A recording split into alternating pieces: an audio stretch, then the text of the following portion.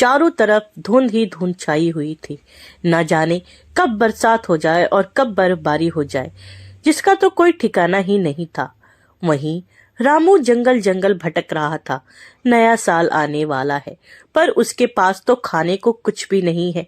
जंगल जाकर कुछ लकड़ियां लाने की सोच रहा था। तभी रामू कहता है, अरे इस बार कितनी ठंड हो रही है। पूरा जंगल छान मारा, एक भी लकड़ी नहीं मिली। अरे ये क्या, अब तो बर्फबारी भी हो गई। अब तो मुझे और कुछ नहीं मिलेगा। क्या करूंगा मैं इस सर्दी में। रामू सोचता हुआ आगे बढ़ रहा था। सोच रहा था शायद कुछ मिल जाए, लेकिन इस घने जंगल में इतनी बर्फबारी में वो थक कर वहीं बैठ गया और सोचने लगा, इस बार नए साल पे तो मैं और मेरी पत्नी भूखे ही रह जाएंगे। ये कहकर वो अपने घर की तरफ चल पड़ा। वहीं रामू की पत्नी विमला दरवाजे पे अपने पति का इंतजार कर रही थी। रामू दूर से ही अपनी पत्नी को देखकर मन ही मन बड़बड़ा रहा था कि अब मैं इससे क्या जवाब दूंगा। घर पहुंचकर वो बिल्कुल उदास होकर अपनी पत्नी के पास खड़ा हो गया। उसकी पत्नी उसका मुंह ताकने लगी और कहा, आप इतना परेशान मत होइए। मैं जानती हूँ आपने बहुत मेहनत की होगी, लेकिन अभी ठंड की वजह से सारी लकड़ियां गीली होंगी और लकड़ी नहीं मिलेगी तो हम कुछ खा नहीं पाएंगे। पर कोई बात नहीं, हमें कल मिल जाएंगी। रामू उसको बोलता है, कल के भरोसे कब तक रहेंगे। ये सर्दी इतनी जल्दी जाने वाली नहीं है, कुछ गर्म पानी ही दे दो। तब रामू की पत्नी विमला अपने पति को गर्म पानी देती है। गर्म पानी पीकर रामू रात को सो जाता है। उसकी पत्नी तो भूखे पेट थोड़ी बची लकड़ियों के आग जलाकर उसके सहारे सो जाती है।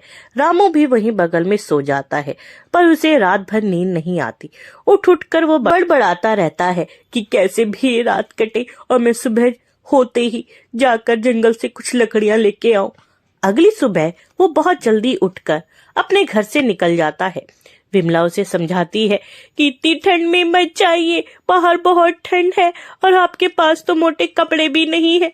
लेकिन रामू एक नहीं सुनता और अपनी छोटी चाकू लेकर निकल पड़ता है। रामू की पत्नी विमला कहती है, अगर जंगल में बहुत बर्फबारी हो तो कहीं आराम से बैठ जाइएगा, यूं नहीं डोलिएगा, आपकी तबीयत खराब हो जाएगी। रामू विमला की बातें सुनता है और कहता है, ठीक है, अब तुम घर जाओ, मैं जाता हूँ जंगल और मुझे आते आते देर हो जाएगी। तुम खाना पीना खाकर सो जाना, मेरा इंतजार मत करना। ये कहकर रामू आगे की तरफ चलता है। वो चलता ही जाता है, चलता ही जाता है। रास्ते में कोहरा और घना होता जाता है। दूर दूर तक कुछ भी नहीं दिखता। रामू एक पल के लिए ठहर कर चारों तरफ देखता है, लेकिन उसे कुछ नहीं दिखता। थोड़ी ही देर में वो भयानक जंगल में पहुंच जाता है। लेकिन ये क्या, अब तो जंगल में चारों तरफ बर्फबारी ही बर्फबारी थी। घास का एक पत्ता तक नहीं दिख रहा था।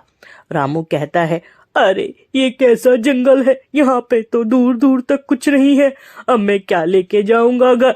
ये कहकर वो थोड़ी देर और आगे चलता है।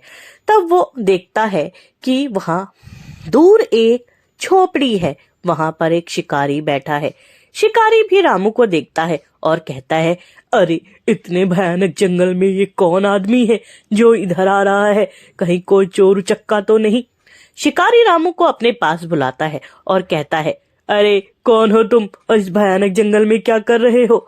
तब रामू उसे अपनी पूरी कहानी बताता है।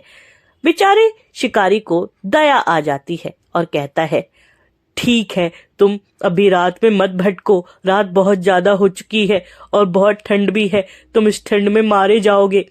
तब रामू को वो अपने झोपड़ी में ले आता है, जो कि अंदर से किसी महल से कम नहीं था। रामू ये देखकर बहुत आश्चर्यचकित हो जाता है।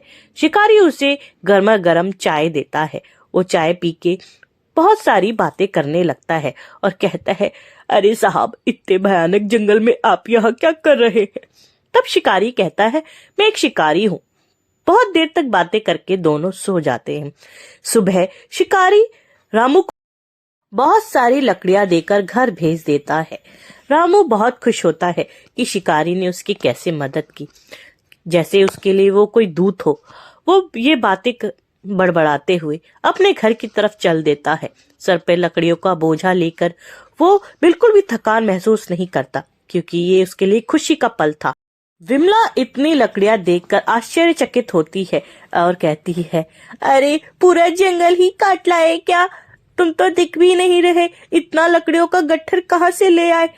तब रामू सारी बातें अपनी पत्नी को बताता है और घर आकर वो अपनी पत्नी से कहता है, अरे जंगल में मुझे एक फरिश्ता मिल गया था। इतनी बर्फबारी होने के बावजूद भी मुझे इतनी लकड़ियां मिली। अब मैं इसे बेचकर घर का खाने का सामान लेके आऊंगा। विमला भी बहुत खुश होती है और उसके लिए अच्छा खाना बनाती है।